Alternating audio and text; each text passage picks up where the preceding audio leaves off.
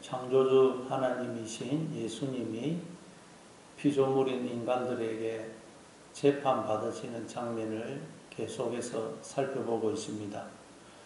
유대인들의 고소를 들은 빌라도가 본격적으로 예수님을 신문하기 시작합니다. 내가 유대인의 왕이냐? 그러자 예수님이 이는 내가 스스로 하는 말이냐? 다른 사람들이 나에 대하여 내게 한 말이냐? 그 질문은 네가 정말 궁금하기 때문에 알고 싶어서 하는 것이냐?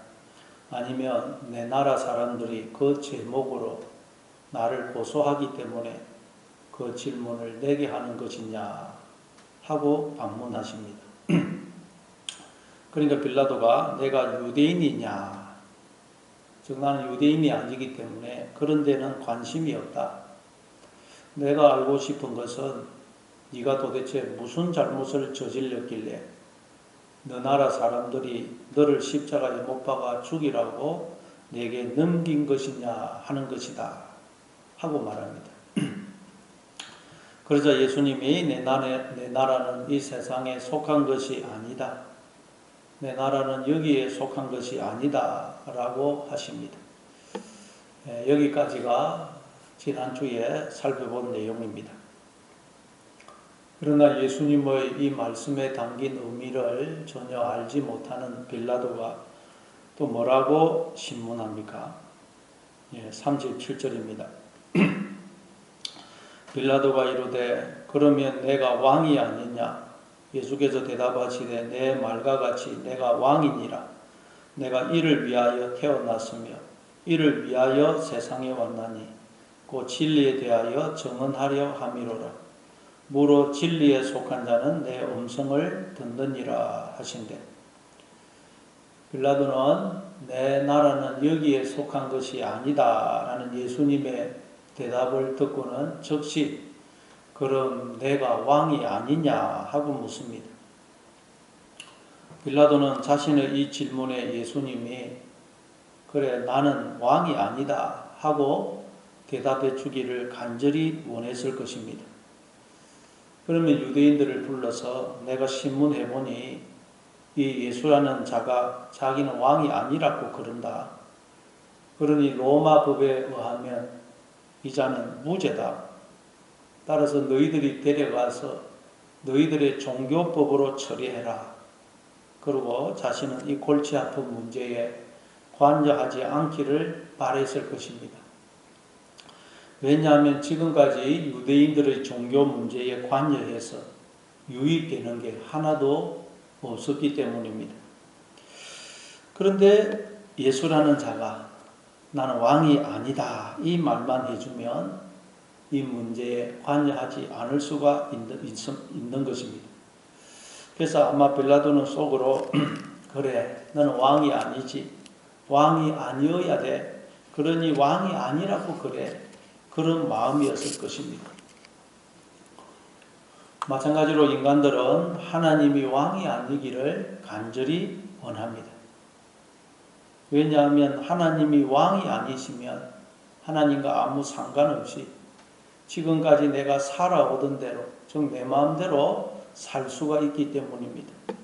그러나 왕이 있으면 그 왕의 통치를 받아들여야 되고 그 왕의 뜻에 순종해야 됩니다.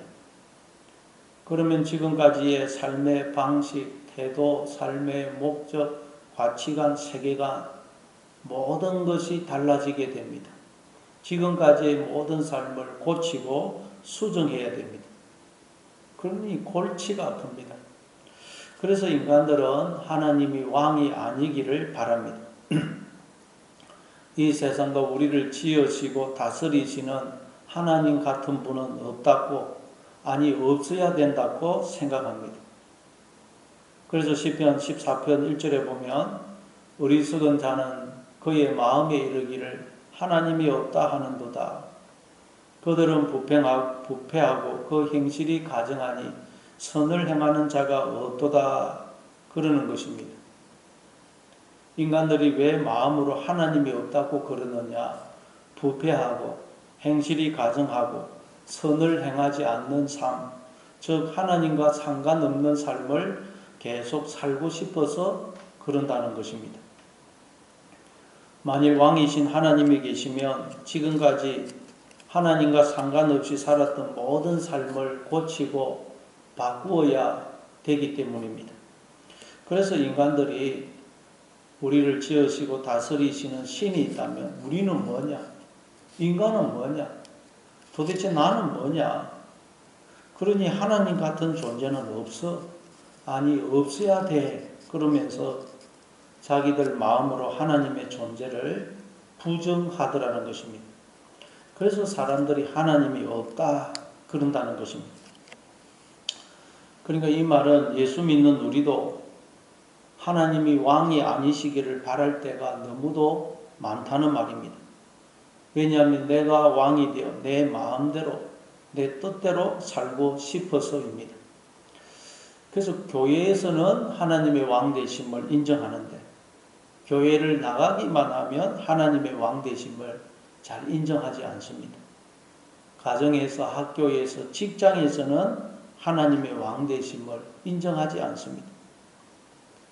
가족들에게 함부로 대하는 것, 하나님의 왕 되심을 인정하지 않는 것입니다. 걱정, 염려, 낙심, 절망에 사로잡히는 것, 하나님의 왕 되심을 인정하지 않는 것입니다. 우울증에 사로잡히고 누군가를 미워하는 것, 하나님의 왕 되심을 인정하지 않는 것입니다. 즉 하나님의 통치와 다스림을 인정하지 않는 것입니다. 어떤 영역에서는 하나님의 왕 되심을 인정하지만 어떤 영역에서는 하나님의 왕 되심을 인정하지 않습니다. 그래서 하나님 나라가 우리의 삶과 심령에 온전히 임하지를 못하는 것입니다. 그런데 빌라도의 질문에 예수님은 뭐라고 대답하십니까? 네 말과 같이 내가 왕이니라. 내 말과 같이 내가 왕이니라.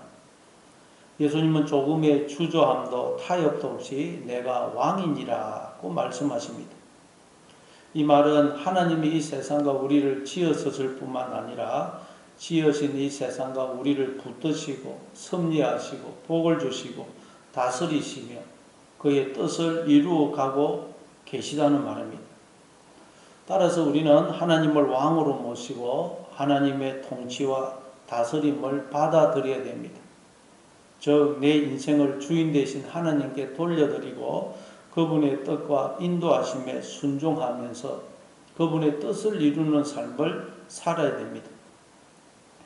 그럴 때 우리는 하나님의 세계 안으로 들어오게 되는 것입니다. 하나님 나라가 우리의 삶과 심령에 임하게 되는 것입니다. 그래서 예수님이 내가 이를 위하여 태어났으며 이를 위하여 세상에 왔나니 라고 말씀하십니다. 예수님은 왕이 되기 위해 이 세상에 태어났었고 또 오셨다는 말씀입니다. 그런데 예수님은 하나님이 사람이 되어 이 땅에 오신 분이죠. 그러니까 이 말은 무슨 뜻이냐?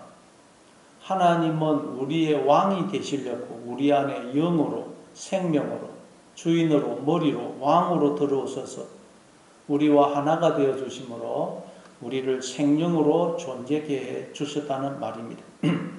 그래서 우리로 하여금 하나님의 통치와 다스림을 받아들이게 해서 우리도 하나님의 통치와 왕 되심에 참여케 하시는 것이 우리를 지으신 하나님의 뜻이요 목적이라는 말입니다. 그러니까 우리는 말하자면 하나님 나라의 왕자로 태어난 것입니다. 다시 말해 우리는 왕이 되기 위해 태어난 것입니다. 로마서 8장 17절입니다. 자녀이면 또한 상속자 곧 하나님의 상속자요 그리스도와 함께한 상속자니 우리가 그와 함께 영광을 받기 위하여 고난도 함께 받아야 할 것이니라. 하나님의 자녀라는 말은 하나님의 상속자라는 말이라고 그럽니다. 그렇죠? 자녀는 아버지의 것을 상속받지 않습니까? 그런데 우리는 하나님의 자녀죠. 따라서 우리는 다 하나님의 상속자인 것입니다.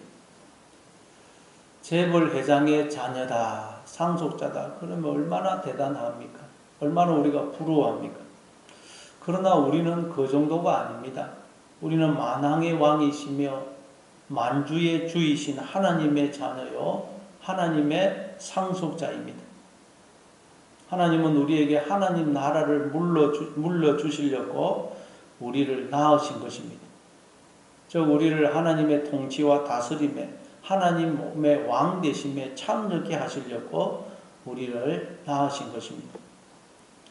그런데 그러기 위해서는 우리가 하나님의 발등상 아래로 내려가서 하나님의 통치와 다스림을 그대로 받아들여야 됩니다. 하나님의 통치와 다스림을 받아들이는 만큼 우리는 하나님 나라를 상속받게 되는 것입니다. 하나님의 왕 되심에, 신성한 성품에, 생명과 모든 복에 참여하게 되는 것입니다. 그런데 인간들이 스스로 왕이 되어 자기들 마음대로 살고 싶어서 하나님의 왕 되심을 인정하기를 싫어한다는 것입니다. 그래서 하나님의 세계를 살지 못하고 무덤 속에 갇혀 지낸다는 것입니다. 하나님 나라의 왕이 아니라 죄의 종노릇을 하면서 산다는 것입니다. 그래서 예수님이 오신 것입니다. 이를 위하여 세상에 왔나니 곧 진리에 대하여 증언하려 함이로라. 무릇 진리에 속한 자는 내 음성을 듣느니라 하신대. 하나님의 자녀요 하나님의 상속자이지만 하나님의 왕 되심을 거부함으로 죄의 종이 되어 있는, 그래서 무덤을, 지옥을, 사망을 살고 있는 우리를 다시 하나님의 자녀로, 하나님의 상속자로 회복시키기 위해서 예수님이 오신 것입니다. 이를 위하여 세상에 왔나니 곧 진리에 대하여 증언하려 함이로라. 예수님은 우리에게 이 사실을 알려주러 오셨다는 것입니다. 예수님이 이 복음을 우리에게 전하러 오셨다는 말입니다. 그러니까 예수님에 의하면 우리는 원래부터 하나님의 자녀요 하나님의 상속자라는 것입니다. 그런데 우리가 죄에게 속아, 뱀에게 속아 하나님을 떠나므로, 즉 스스로 왕이 되어 하나님의 통치를 거부함으로 하나님 나라를 잃어버리고 죄의 종노릇을 하고 있다는 것입니다. 내가 누군지 왜 사는지를 알지 못한 채 어둠 속에서 방황하는 삶을 살고 있다는 것입니다. 따라서 우리도 이제 예수님처럼 하나님의 통치를 받아들여 우리의 삶과 심령에 하나님 나라가 임한 모습을 통해서, 하나님 나라를 사는 모습을 통해서 죄에게 속아 자신이 하나님의 자녀요 하나님의 상속자라는 것을 모르고 있는 자들, 어둠 속에서 방황하고 있는 자들, 죄의 종노릇을 하고 있는 자들에게 이 진리를 증언해야 되는 것입니다. 곧 진리에 대하여 증언하려 함이로라. 무릇 진리에 속한 자는 내 음성을 듣느니라. 그러니까 하나님은 내 아버지가 되시며 나는 하나님의 자녀요 상속자라는 것을 믿고 받아들이는 사람은 예수님의 음성을, 즉 하나님의 음성을 듣는다는 것입니다. 하나님의 통치를 받아들인다는 것입니다. 그래서 하나님 나라를 산다는 것입니다. 그러니까 우리가 왜 하나님의 음성을, 하나님의 말씀을 듣지 않느냐, 순종하지 않느냐. 하나님은 내 아버지가 되시고 나는 하나님의 자녀요 상속자라는 사실을 믿지 않기 때문인 것입니다.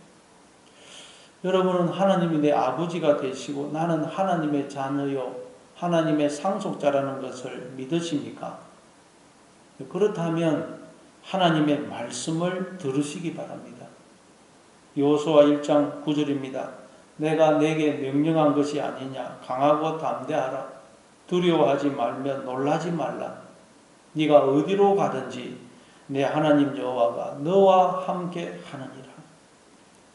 이사야서 41장 10절입니다. 두려워하지 말라. 내가 너와 함께 함이니라. 놀라지 말라. 나는 내 하나님이 됨이니라. 내가 너를 굳세게 하리라. 참으로 너를 도와주리라. 참으로 나의 의로운 오른손으로 너를 붙들리라. 하나님이 내 아버지이시고 나는 하나님의 자녀요 상속자라는 것을 믿으신다면 뱀의 소리, 세상의 소리는 듣지 마시고 오직 하나님의 음성만 들으시기 바랍니다. 언제나 그래서 하나님이 나와 함께 하신다는 것을 믿으시기 바랍니다. 우리가 말씀을 들을 때는 믿어집니다. 그런데 문제는 우리가 현실로 돌아오면 언제 그랬느냐는 듯이 믿음이 사라집니다. 믿음이 필요 없을 때는 믿음이 넘치는데 정작 믿음이 필요할 때는 나에게 믿음이 없다는 것을 깨닫게 됩니다. 그래서 빌라도가 뭐라고 그럽니까? 38절입니다. 빌라도가 이르되 진리가 무엇이냐 하더라. 이 말을 하고 다시 유대인들에게 나가서 이르되 나는 그에게서 아무 죄도 찾지 못하였노라. 예수님이 나는 진리에 대하여 증언하러 왔다.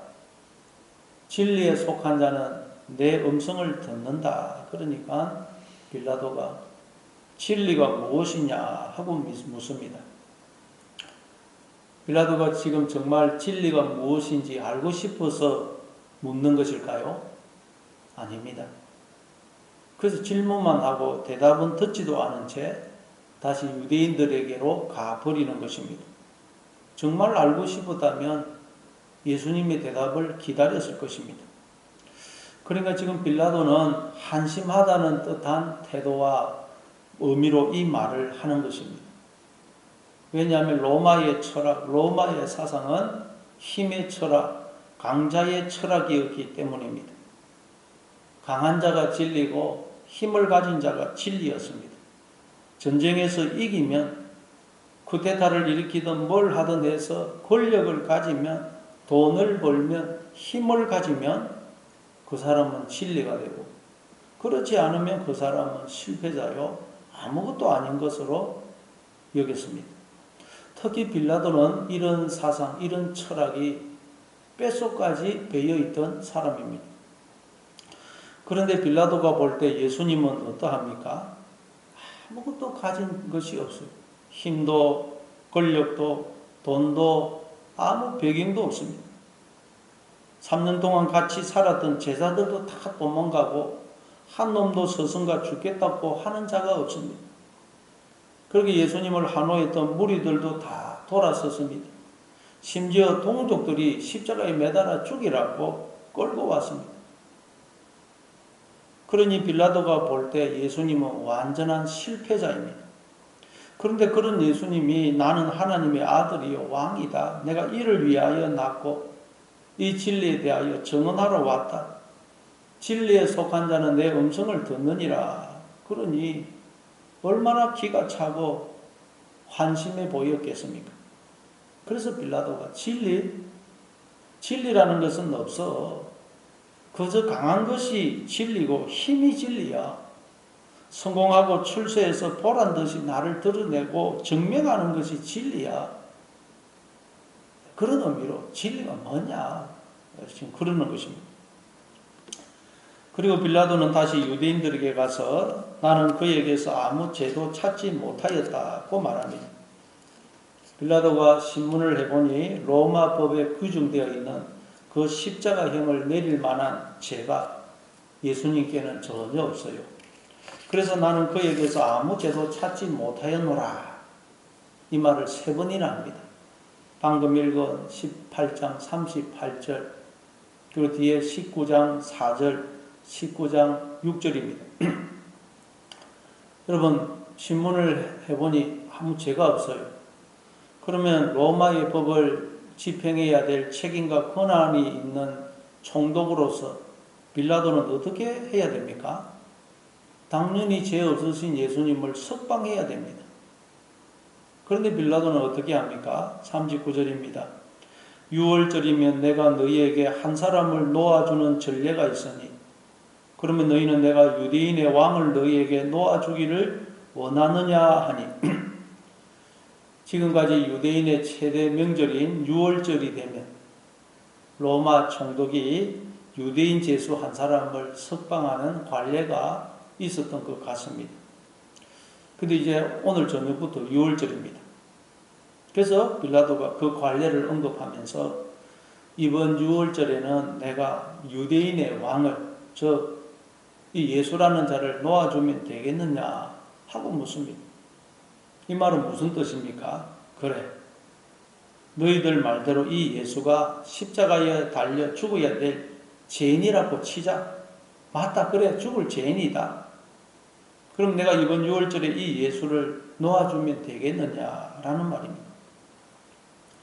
아니, 죄가 없으면 로마의 법을 집행해야 될 총독으로서 아무리 군중이 반대하더라도 예수님을 풀어줘야죠. 그런데 이 빌라도는 자기의 자리를 지키기 위해서 자꾸 유대인의 눈치를 보는 것입니다. 그래서 죄가 없지만 있다고 치고 관례대로 이번 6월절에 이 예수를 풀어주면 되겠느냐 그러는 것입니다. 이렇게 사람의 눈치를 보던 빌라도는 결국 자기의 의도와는 상관없이 예수님께 십자가형을 내리고 맙니다. 마찬가지로 하나님이 내 아버지이시고 나는 하나님의 자녀요 상속자라면 우리는 오직 하나님만 바라보고 하나님의 음성만 들어야 됩니다. 하나님만 믿고 의지해야 됩니다. 그래서 무슨 일을 만나든 어떤 환경에 처하든 누가 무슨 소리를 하든 조금도 흔들리지 않아야 됩니다. 강하고 담대해야 됩니다. 그런데 우리는 지금까지 해오던 관례대로 그래, 하나님이 있다고 치자. 그러나 이 세상을 살려면 돈이 있어야 돼. 성공하고 출세해서 힘을 가지고 강한 자가 되어서 보란듯이 나를 증명해야 돼. 그게 진리야. 자꾸 그런다는 것입니다. 여러분은 어려움과 문제로 가득한 현실로 돌아갔을 때, 고난과 환난이 닥칠 때 어떤 반응을 보이시고 계십니까? 지금까지 해오던 관례대로 환경만 쳐다보면서 두려워하고 불안해하고 염려하고 절망합니까? 누구를 원망하고 미워하고 그럽니까? 아니면 오직 하나님만 믿고 의지하고 하나님의 음성만 들음으로 무슨 일을 만나든 기뻐하고 감사하고 있습니까? 그러면 여러분은 진리에 속한 자인 것입니다. 그러나 만일 관례대로 하고 있다면 여러분은 빌라도가 되는 것입니다. 오직 진리에 속한 자가 되어 하나님의 음성만 듣고 하나님만 믿고 의지함으로 무슨 일을 만나든 어떤 환경에 처하든 강하고 담대하시기 바랍니다. 그래서 날마다 하나님 나라를 사시는 여러분 되시기를 바랍니다. 40절입니다. 그들이 또 소리질러 이르되 이 사람이 아니라 바라바라 하니 바라바는 강도였더라. 빌라도가 이번 6월절에는 이 예수를 놓아주면 되겠느냐 하고 물으니까 유대인들이 이 사람이 아니라 바라바를 풀어주시오 하고 소리를 지릅니다. 오늘 본문에 보면 바라바는 강도였더라고 되어 있는데 누가복음 23장 19절에 가면 단순한 강도가 아니고 밀란을 일으키고 살인을 행한 강도라고 되어 있습니다. 요즘으로 하면 아마 조직 폭력배 두목점 되는 사람이었던 것 같습니다. 그런데 유대인들이 바라바를 놓아주시오 그러는 것입니다. 빌라도는 생각지도 못한 유대인들의 이런 반응에 깜짝 놀랐을 것입니다. 빌라도로서는 어떻게 이럴 수가 있지 이해가 되지 않았을 것입니다. 들어보니 예수라는 자는 그동안 죽은 자를 살리고 병든 자를 고치는 등 좋은 일만 했습니다. 그래서 수많은 무리들이 그를 따랐습니다. 그런데 어떻게 된 게 한순간에 사람들이 돌변해서 신문을 해보니 아무 죄도 없는 예수를 이렇게 미워하고 싫어할 수가 있습니까? 예수가 아닌 흉악한 죄인인 바라바를 놓아달라고 할 수 있느냐는 것입니다. 빌라도는 너무 이해가 안 되고 놀랐을 것입니다. 충격을 받았을 것입니다. 그런데 이게 우리 인간이라는 것입니다. 인간들은 예수냐 바라바냐의 선택에서 언제나 바라바를 선택한다는 것입니다. 예수 믿는 우리도 그렇다는 것입니다. 예수님이 아닌 바라바를 선택할 때가 너무도 많다는 것입니다. 바라바는 아들이라는 뜻의 히브리어 바르와 아버지라는 뜻의 아버의 합성입니다. 그러니까 바라바라는 말은 아버지의 아들이라는 뜻입니다. 히브리인들은 이름을 지을 때 종종 아버지의 이름을 넣어서 누구의 아들이라고 지었습니다. 그래서 베드로도 요한의 아들 시몬 그렇게 불리죠. 그러니까 요한이라는 그 분이 베드로의 아버지인 것입니다. 그런데 이 바라바는 아버지의 이름을 구체적으로 안 넣고 그냥 아버지의 아들입니다. 아니 아버지의 아들이 아닌 자가 누가 있겠어요? 다 아버지의 아들이죠.